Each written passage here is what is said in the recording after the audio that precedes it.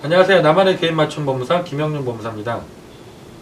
오늘 이 시간에는 최근에 이제 많이 궁금해하시고 또 이렇게 상담을 하게 되는 부분입니다. 인터넷 글 중에서도 이 부분에 대한 것들이 올라와 있긴 한데 정확한 부분들이 없어서 제가 설명을 드리려고 하는데요. 개인회생 신청하면서 가장 크게 문제가 되는 게 최근 채무라는 겁니다. 최근 채무. 최근 채무 개념이 뭐냐면 법원에 따라서 조금 약간 기간은 다르게 보시는 경우도 있는 것 같은데, 통상적으로 개인회생 신청 시점을 기준으로 최근 1년간이죠. 최근 1년간에 채무를 발생시킨 비율을 보시는 거예요. 내가 전체 채무 금액 중에서 최근 1년간에 빌리신 돈이 과중하다면, 아주 많다면 그게 법원에서 문제가 되고 있는 겁니다.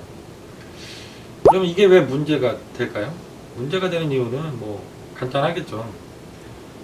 최근에 채무를 카드도 막 쓰시고 대출도 여기저기서 막 받으셨다고 하면 고의적으로 그런 게 아닌가라고 일단 법원에서 의심을 하시는 겁니다. 그래서 이 제도를, 개인회생 제도를 악용하고자 하는 게 아닌가, 이렇게 생각을 하시는 거죠. 그렇다 보니까 최근 채무 비율이 높은 분들 같은 경우는 개인회생 절차 자체가 기각 결정을 받으시는 경우도 있고, 통과가 되셔서 결정을 받더라도 그 변제 금액이 상당히 높아지게 되는 거죠.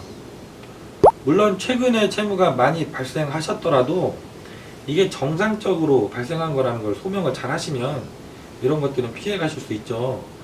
갑자기 내가 사업하시는 분들 같은 경우, 개인 사업자들도 신청이 가능하시니까 사업 목적으로 대출이 많이 받으셔서 쓰셨다든가, 아니면 직장 생활 하시는 분들도 직구 중에 누가 큰 병이 생기셔서 병원비가 많이 들어가셨다든가, 아니면 기존 채무를 이렇게 대입변제하기 위해서 계속 돌려막기를 하다 보니까 최근에 또 채무가 많이 발생할 수도 있거든요. 이런 정상적인 이유로 내가 채무가 많이 발생했다면 그거는 일정 정도 소명이 되기 때문에 다른 사건과 비슷하게 결정을 받으실 수도 있거든요. 그래서 이 부분은 어느 부분보다 전문가의 상담이 좀 필요한 부분이고요.